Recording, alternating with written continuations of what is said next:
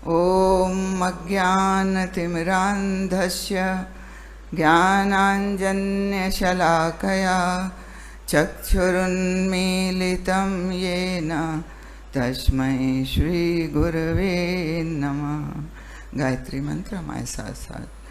ॐ भूर्भुवः स्वः तत्सवितुर्वरेण्यं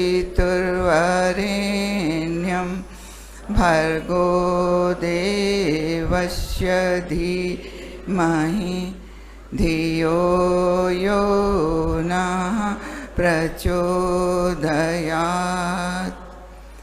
मंच पर आसीन हमारे श्रद्धेय वरिष्ठ भाई लोग, यहाँ पे उपस्थित हमारी प्यारी बहनों और आत्मीय बंधुओं, परम पूज्य गुरुदेव और वंदनीय माता जी के सूक्ष्म संरक्षण में आज का ये कार्यक्रम संपन्न हो रहा है। परम पूज्य गुरुदेव ने कहा कि किसी राष्ट्र की सच्ची संपत्ति वहाँ की धन दौलत या वहाँ के भौतिक संसाधन या वहाँ की टेक्नोलॉजी नहीं होती है। किसी भी राष्ट्र की सच्ची संपत्ति वहाँ के महामानव होते हैं। जिस राष्ट्र में जितने महामानव होते हैं वो राष्ट्र उतना ही ऊंचा उठता चला जाता है जैसा कभी आपका भारत था। तो कहने का मतलब ये है कि महामानव कौन होते हैं? जिनका चिंतन उत्कृष्ट हो, जिनका चरित्र आदर्शवादी हो, जिनका व्यवहार शालीन हो, प्रेम करुणा ममता उदारता दया जिनके अंदर त्याग की भावना हो, जो अपने लिए ही नहीं बल्कि दूसरों के लिए अपना जीवन समर्पित कर देते हैं, ऐसे इंसान का नाम महामानव है। परम पूज्य गुरुदेव ने कहा कि आज सारी समस्याओं की केवल एक कारण है कि आज महामानवों का अकाल पड़ गया है। महामानवों को फिर से पैदा करना आज का युग धर्म है। हमारे ऋषियों ने हजारों साल पहले बताया था कि एक शरीर को छोड़कर जीवात्मा जब दूसरे शरीर में आती है तो अपने साथ बहुत कषाय कलमश लेकर के आती है, बहुत अच्छाइयाँ भी लाती है। इन कषाय कलमशों को दूर करने और अच्छाइयों को उसमें स्थापित करने के लिए उन्होंने कुछ आध्यात्मिक, कुछ सामाजिक, कुछ मनोवैज्ञानिक उन्होंने एक विधा बनाई, एक इलाज बनाया, और वो इलाज जो है वो षोडश संस्कारों के नाम से जाना जाता है। ये षोडश संस्कार जो होते हैं ये गर्भ से मनाए जाते हैं और मृत्यु पर्यंत इसका सिस्टम चलता रहता है। संस्कार का मतलब होता है किसी चीज़ को परिष्कृत कर देना, परिशोधित कर देना, शुद्ध कर देना, पवित्र बता देना, उसको उपयोग के लायक बना देना। ये होता है आपके संस्कारों का मतलब। अब ये संस्कार जो हमारे षोडश संस्कार हैं, इनका क्या उद्देश्य है?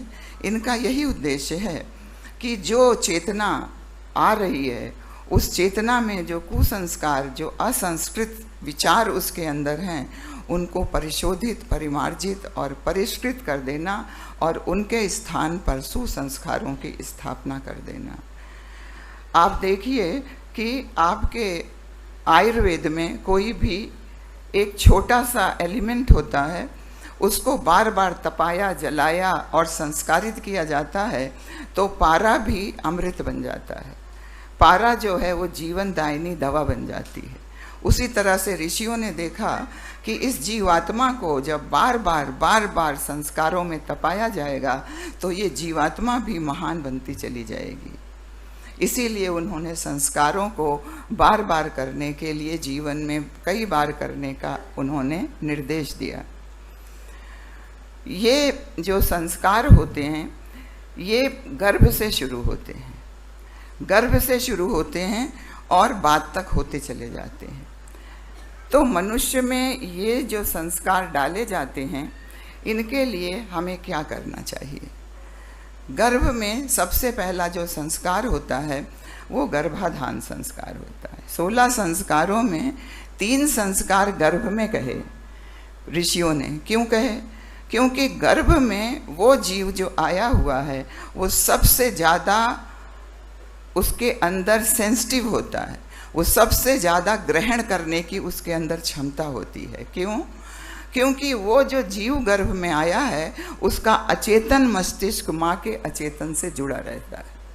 वो माँ के शब्द तो नहीं समझता, लेकिन माँ की भावनाएं, माँ का विचार, माँ का हार विहार जो भी होता है उससे वो जुड़ा रहता है। तो उन्होंने देखा कि गर्भ से पूर्व इसकी तैयारी करनी चाहिए। गर्भ से पूर्व तैयारी करने के लिए उन्होंने इस संस्कार को बनाया कि जैसा माँ का आहार विहार होगा, जैसा आचार विचार होगा, जैसा उसका वातावरण होगा, वैसा ही वो बच्चा बनता चला जाएगा। तो हमारा विज्ञान कहता है कि गर्भ में माता के एक अंडे और पिता के हजारों लाखों शुक्राणुओं में से एक शुक्राणु जब फर्टिलाइज होता है तो बच्चे का शरीर बन जाता है।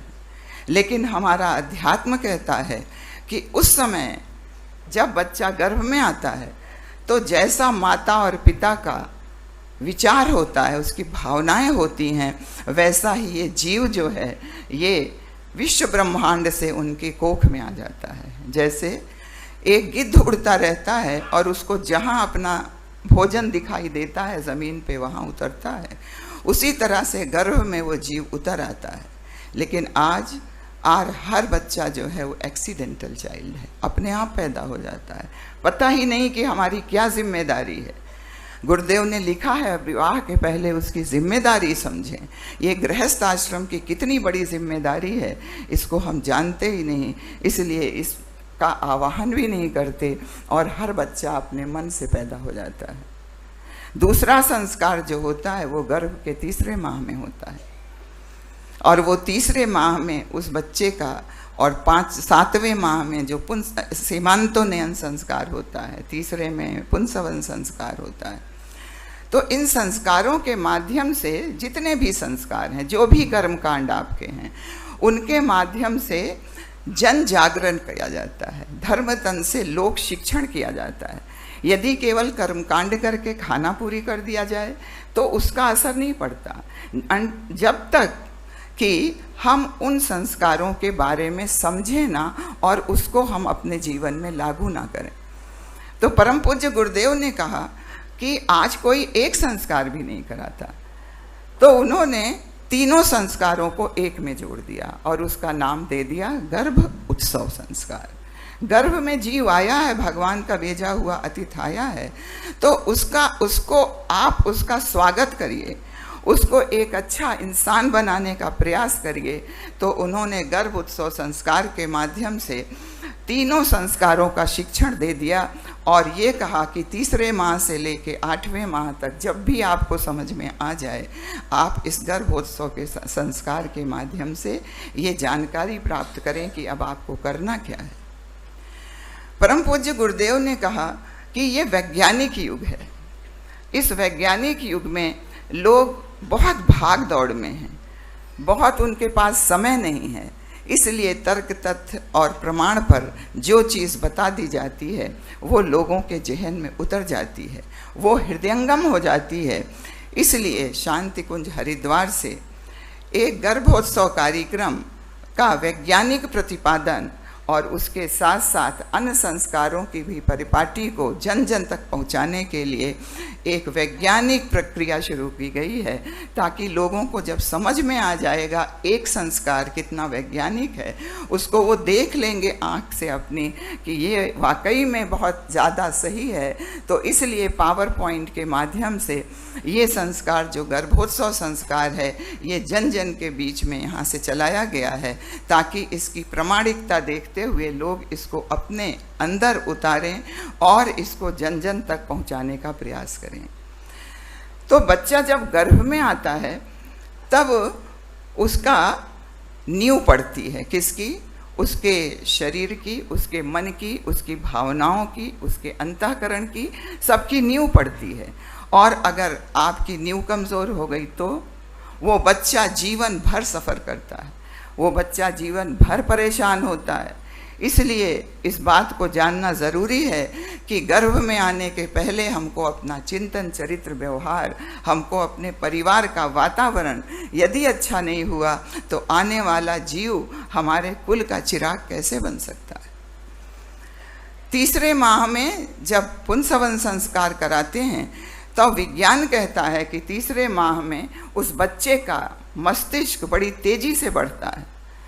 2,50,000 प्रति मिनट की रफ्तार से उसकी कोशिकाएं बढ़ती हैं और 7वें माह में इसकी रफ्तार और तेज हो जाती है, जब ऋषियों ने कहा था सीमांतों ने संस्कार करना चाहिए, और तब उसकी मस्तिष्क की कोशिकाएं 5 लाख प्रति मिनट की रफ्तार से बढ़ती हैं।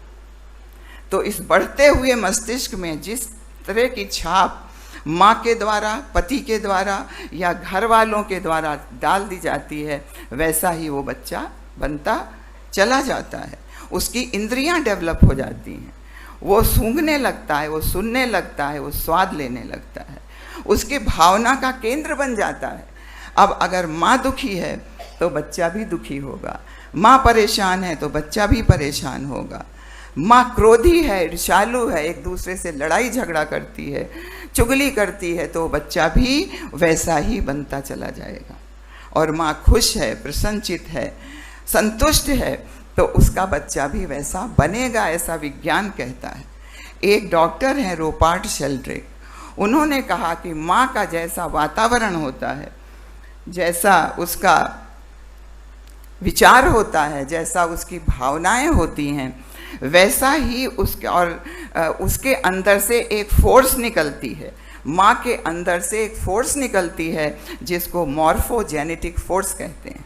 और ये फोर्स क्या करती है, बच्चे के अचेतन मस्तिष्क पे जा कर के बच्चे की व्यक्तित्व को लिख देती है, वो बच्चा कैसा होगा।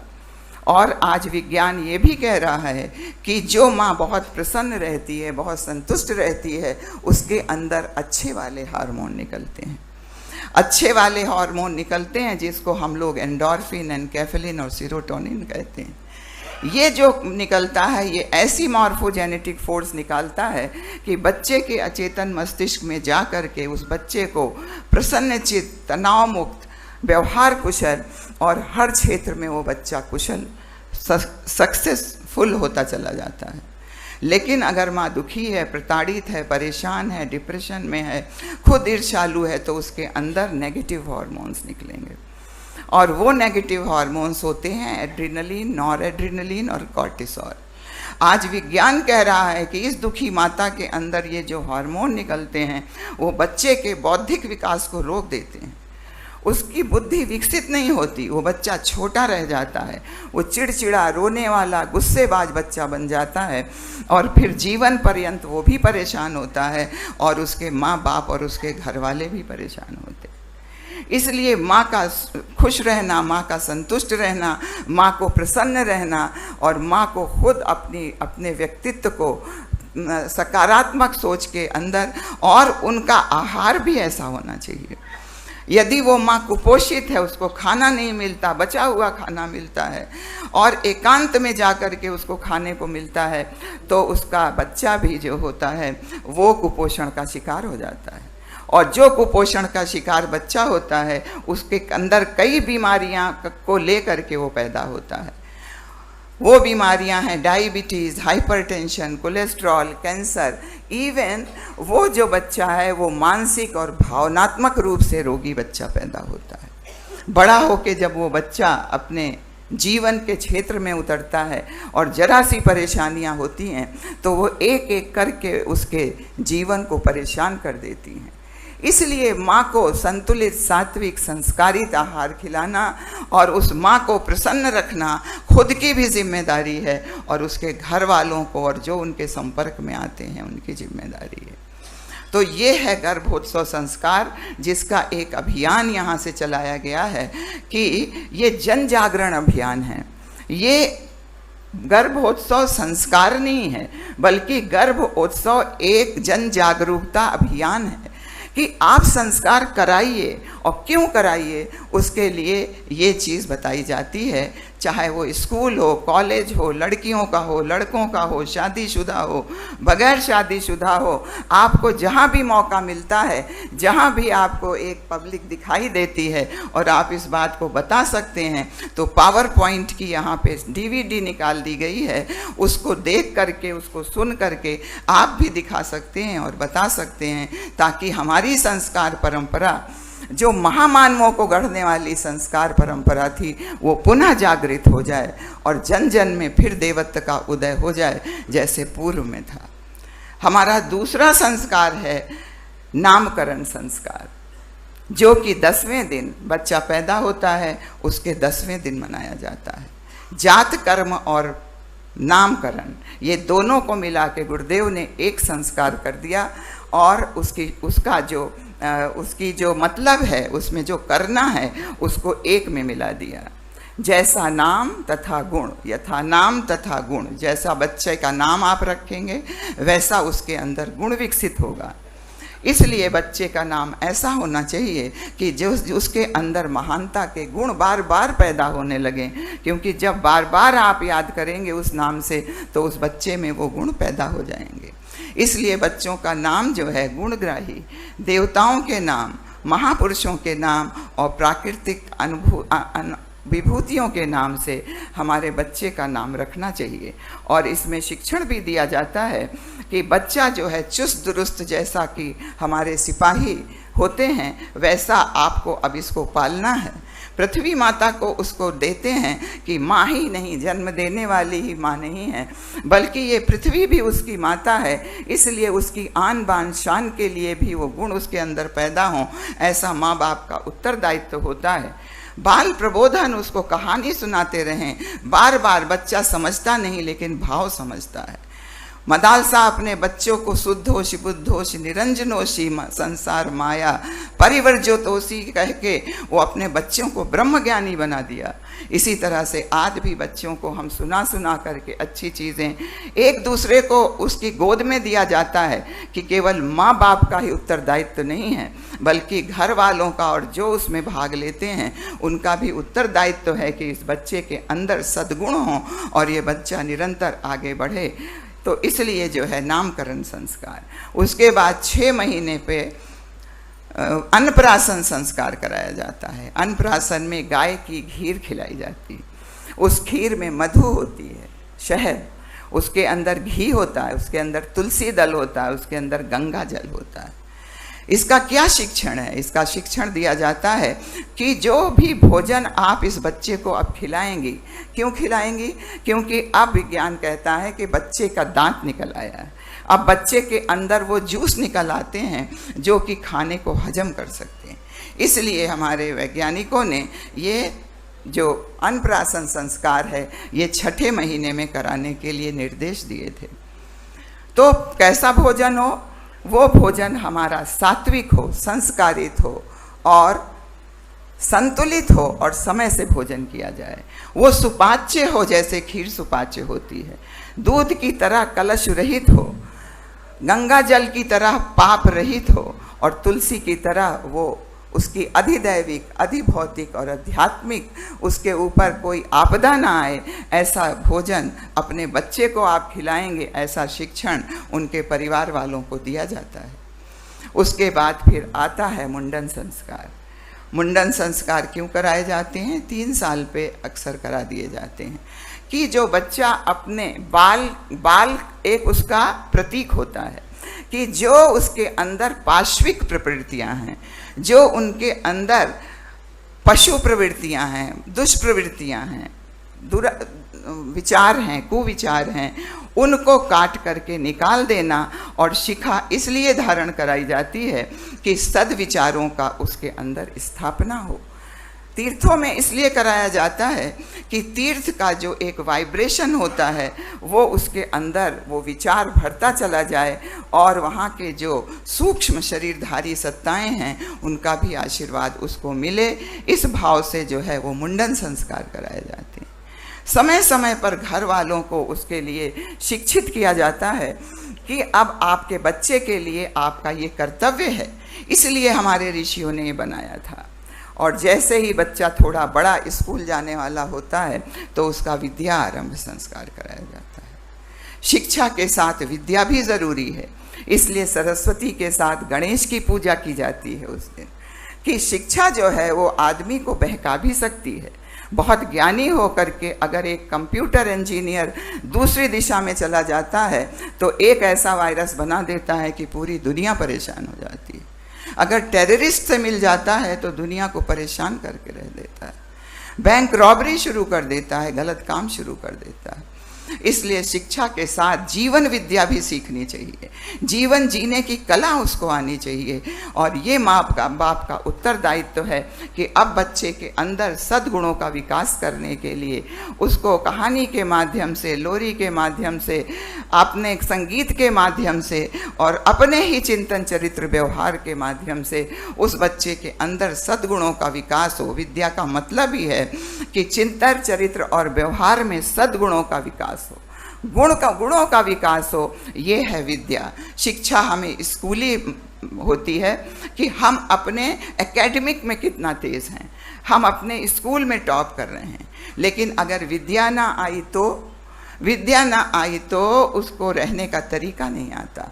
एक टॉपर बच्चा किसी कंपनी में डायरेक्टर बन जाता है, लेकिन उसको रहना नहीं आया, उसके अंदर भावनात्मक विकास नहीं हुआ, तो वो बच्चा लड़ाई कर लेता है, झगड़ा कर लेता है, गाली गलौज कर लेता है और वो बच्चा वहाँ पे स्ट्राइक हो जाती है और नौकरी से निकाल दिया जाता है। गांधी जी इंटेलिजेंट नहीं थे, लेकिन उनके अंदर भावनात्मक विकास था। आइंस्टीन बहुत ज़्यादा इंटेलिजेंट नहीं थे, स्कूल में वो हमेशा खिलौने बनाते रहते थे और स्कूल में टीचर हमेशा उनके माँ बाप से शिकायत करते रहते थे कि ये बच्चा जो है खिलौने बनाता है और दूसरों को भी ये परेशान करता है। उनके माता पिता ने देखा कि इस बच्चे के अंदर एकाग्रता और श्रमशीलता ऐसी है कि वो जो बनाता है उसमें घुल मिल जाता है। उन्होंने उसका विकास किया माँ बाप ने, और वो बच्चा जो है बहुत बड़ा वैज्ञानिक बना जिसने आपकी गुरुत्वाकर्षण शक्ति की रिसर्च कर डाली। तो ये होता है जीवन विद्या।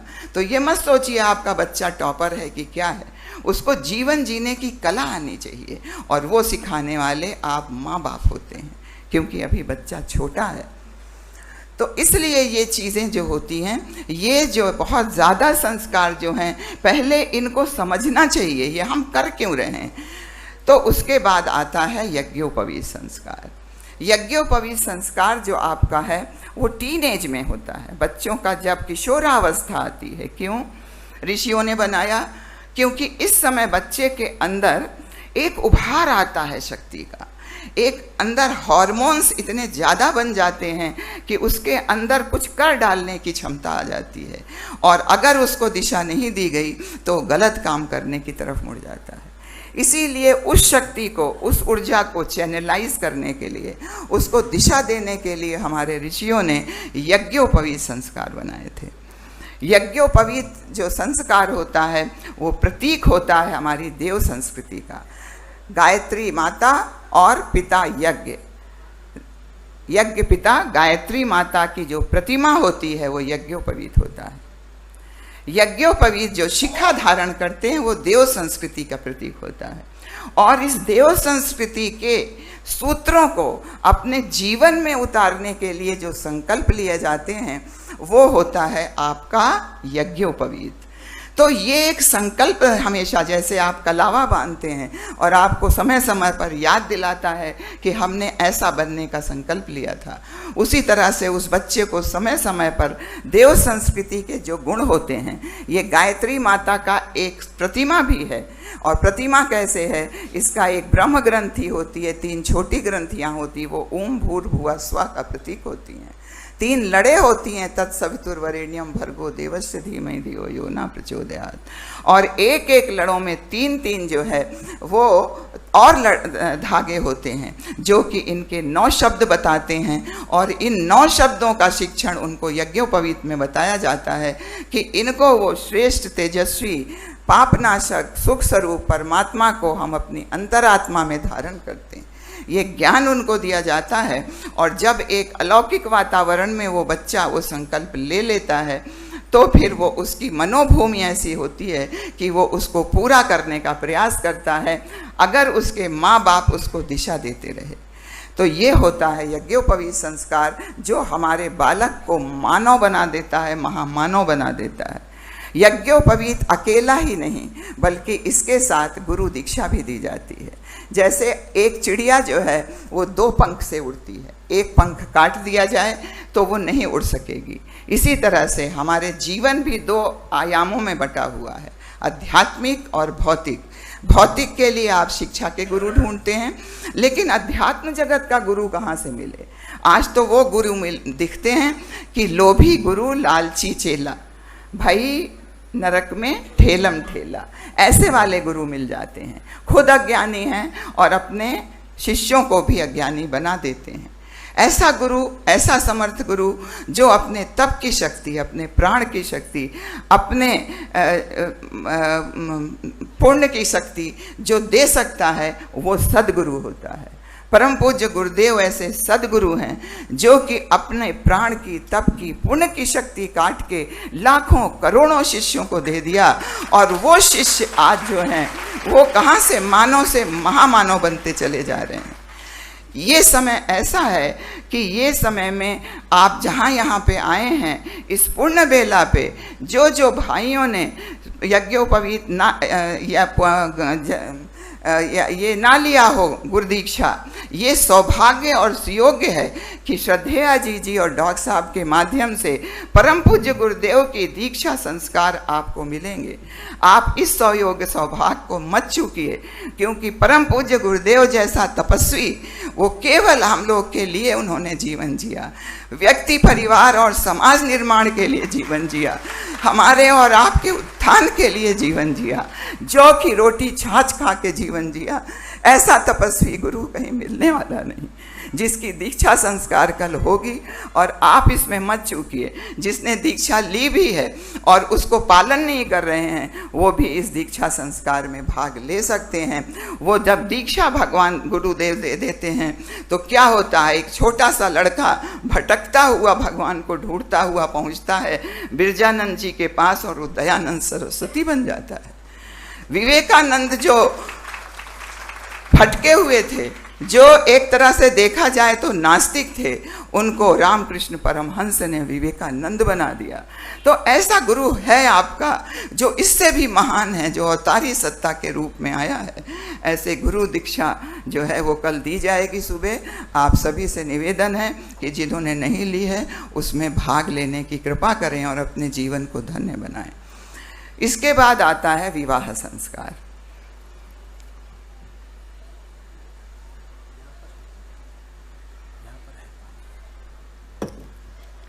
तो विवाह क्या होता है? पुरुष और स्त्री दोनों अधूरे होते हैं। जब दोनों मिल जाते हैं, कंधे से कंधा मिला के चलने लगते हैं, तो पूर्ण हो जाते हैं। 2 आत्माओं का मिलन कहा जाता है। तो ये कब होगा? जब दोनों का मन मिले, जब दोनों की भावनाएं मिलें, तब कहीं जाकर के उस उद्देश्य को पूर्ति होती है जिसके लिए गृहस्थ आश्रम मिला है। गृहस्थ आश्रम का 3 उद्देश्य है। कहीं ऐसी जगह आप सुरक्षित जगह बनाएं जहाँ की हंसते हुए, खिलते हुए, एक दूसरे को सहयोग और सहकार करते हुए अपने प्रगति का मार्ग प्रशस्त करें। अब कितने लोग हैं प्रगति का मार्ग हंसते खेलते हुए करते हैं, किसी तरह घर में रहना ही मुश्किल हो जाता है। दूसरा है ऐसी भावी पीढ़ी को जन्म देना जो ऐसी सुयोग सुशिक्षित और स्वावलंबी हो, जो सद्गुणी हो, जो न केवल अपनी समस्याओं का समाधान कर सकती हो, बल्कि विश्व की समस्याओं, अपने राष्ट्र की समस्याओं को समाधान करने में अपना योगदान कर सके। और तीसरा जो सबसे महत्वपूर्ण इसका उद्देश्य है, वो आत्मीयता का विकास।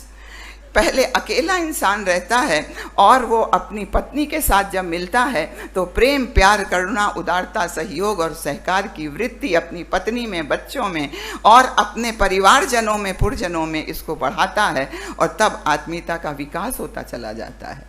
इसी आत्मीयता का विकास जब और अधिक होता है तो वो इंसान जो होता है वो पारिवारिकता उसको कहते हैं, और जब समाज में जाता है तो उसको सामाजिकता कहते हैं, और अध्यात्म की भाषा में में इसको वसुधैव कुटुंबकम कहते हैं। पूरा विश्व हमारा कुटुंब है। लेकिन आज आप सोचिए कि विश्व को हम कुटुंब कब मान सकते हैं? जब हमारे घर में पति पत्नी की आत्मीयता बढ़ती जाए, जब पति पत्नी का एक दूसरे से पास आना जो है वो बढ़ता जाए। जैसे जैसे उम्र बढ़ती जाती है, पति पत्नी के अंदर देखा जाता है कि दूर होते चले जाते हैं। तो दूर ना होते चले जाएं, इसलिए परम पूज्य गुरुदेव ने एक और संस्कार जोड़ दिया, वो है विवाह दीपोत्सव संस्कार। हर साल आप रिन्यूएट करिए अपने लाइसेंस को, जो आपने संकल्प लिया है कि हम अपनी आत्मीयता का विकास करते हैं। अगर आप अपनी पत्नी के साथ आत्मीयता नहीं कर सकते तो आप समाज के प्रति क्या आत्मीयता करेंगे? आप औरों के साथ क्या आत्मीयता करेंगे? इसलिए इसका जो है ये संकल्प लिया जाता है हर साल। लोग इसके लिए अपने को शर्म महसूस करते हैं, लेकिन शर्म की बात नहीं है। ये संकल्प का दिन होता है। आपको संकल्प लेना है और उस संकल्प पे चलना है। कुछ बुराई छोड़नी है और कुछ अच्छाई ग्रहण करनी है। इसी तरह से आपका जन्मदिन, आप जन्म क्यों हुआ है? जन्म अगर हम हर साल मनाते रहें और अपनी एक बुराई छोड़ते रहें और एक अच्छाई ग्रहण करते रहें तो हम सूर बन सकते हैं, हम तुलसी बन सकते हैं, हम गौतम बन सकते हैं, हम वाल्मीकि बन सकते हैं, अंगुलीमाल से हम ऋषि बन सकते हैं। ऐसी विधा परम पूज्य गुरुदेव ने बनाई। तो ये है आपका विवाह संस्कार, और विवाह कितना महत्वपूर्ण है। इसके बाद हमारी जिम्मेदारी है समाज के लिए। जिस समाज में हम पले पुढ़े, पढ़े लिखे, भोजन किया, वस्त्र पहना, उस समाज के लिए वानप्रस्थ परंपरा। आज इस विश्व में हमारे सूक्ष्म जगत के सत्ताधारियों ने एक इमरजेंसी डिक्लेयर किया है। क्यों? क्योंकि पूरा विश्व जो है वो विनाश के कगार पे बैठा हुआ है। इस विश्व को विनाश के कगार से बचाने के लिए परम पूज्य गुरुदेव ने, क्योंकि जिनका वो उम्र होती है 50 साल के ऊपर, वो वानप्रस्थ परंपरा में आने से हिचकते हैं, क्योंकि लोभ मोह और उनको जो वासना होती है वो घर की तरफ खींचती रहती है, आने नहीं देती। इसलिए परम पूज्य गुरुदेव ने एक इमरजेंसी वानप्रस्थ जो है वो डिक्लेयर कर दिया। 3-3 महीने का, 6-6 महीने का, साल भर का, जब आपको छुट्टी हो आप आकर के यहाँ पे वानप्रस्थ का काम करिए। और वो विचार क्रांति जिसके कारण आस्था संकट आ जाया हुआ है, उस आस्था संकट को दूर करने के लिए, इसीलिए आज देखिए युवा वर्ग जो है, जैसे ही छुट्टी मिलती है वो तुरंत इसमें जुड़ जाते हैं। दिया के माध्यम से आप देखिए, हमारे युवा प्रकोष्ठ के माध्यम से देखिए कितने युवा इसमें काम कर रहे हैं, क्योंकि उनके अंदर ऊर्जा है। हम और आप 50 साल के बाद बैठे रह जाते हैं और वो युवा आगे आ जाता है, तब हमको लगता है कि इसमें हमको भी कुछ करना चाहिए। ये है आपका वानप्रस्थ परंपरा। इसके बाद आती अंत्येष्टि। वो भी कोई रुलाने के लिए या शोक मनाने के लिए नहीं आती। जरा जीर्ण ये शरीर जो है वो छोड़ करके वो आत्मा दूसरे नए शरीर में प्रवेश करती है। इसलिए उत्सव मनाया जाता है, यज्ञ किया जाता है कि वो आत्मा जहाँ जाए उसको शांति मिले और वो फिर से नया शरीर धारण करके काम कर सके। इसलिए अंत्येष्टि संस्कार किए जाते हैं। मान लीजिए आपके बच्चे बड़े हो गए, आप कहेंगे गर्भ में तो संस्कार दे नहीं पाए, तो फिर उसके लिए बाल संस्कार शालाएं श्रद्धेय डॉक्टर साहब और जीजी ने प्रारंभ की कि बाल संस्कार शालाओं में भेजिए आप अपने 5 साल से लेकर 12 साल तक के बच्चों को। जो भाई बहन इस बाल संस्कार शाला को चला रहे हैं, श्रद्धेय डॉक्टर साहब का अनुरोध है, आपसे आह्वान है कि आप उसको 5 गुना बढ़ा दीजिए, ताकि जो बच्चे छूट गए हैं वो बच्चे उसमें आके संस्कारित हों। और इसके बाद आपका संस्कृति मंडल शुरू होता है। 13 साल से लेकर के 16-17 साल तक हर स्कूल में संस्कृति मंडल बनाए गए हैं, ताकि वो बच्चे हमारे जो छूट गए हैं वो संस्कृति मंडल के माध्यम से आगे बढ़ते चले जाएं। इसको भी 5 गुना आपको बढ़ाना है। और फिर जब बच्चा युवा हो जाता है 17 साल का, 45 साल का, तो आप युवा मंडल, दिया के माध्यम से आप उस काम को कर सकते हैं जो कि न केवल आपको बल्कि आपके साथियों को भी वो महामानव बना सकता है। तो परम पूज्य गुरुदेव ने अपनी एक बुक में लिखा है कि संस्कार पर्वों द्वारा विचार क्रांति, सांस्कृतिक पुनरुत्थान, जन जागरण और सज्जनता के संगठन का बहुउद्देशीय कार्य संपन्न होता है। बहुउद्देशीय कार्य संपन्न होता है इस संस्कार और पर्वों को मनाने से। देव संस्कृति का पुनरुत्थान इसी आधार पर संभव है। इसी आधार पर देव संस्कृति का पुनरुत्थान संभव है, पर्वों और संस्कारों के माध्यम से। देव संस्कृति को जन जन को हृदयंगम कराए जाने हेतु संस्कारों एवं पर्वों का प्रचलन एक बहुत प्रभावशाली प्रयोग है। इसलिए जन जन में अगर हम संस्कारों को मनाते हैं और मना करके जन जागरूकता कार्यक्रम चलाते हैं तो देव संस्कृति का कितनी जल्दी जन जन में फैल जाएगी और महामानवों का उत्पादन हो सकेगा, जो हमारे मिशन का लक्ष्य है, व्यक्ति निर्माण। तो वो व्यक्ति निर्माण पूरा होगा। ओम शांति।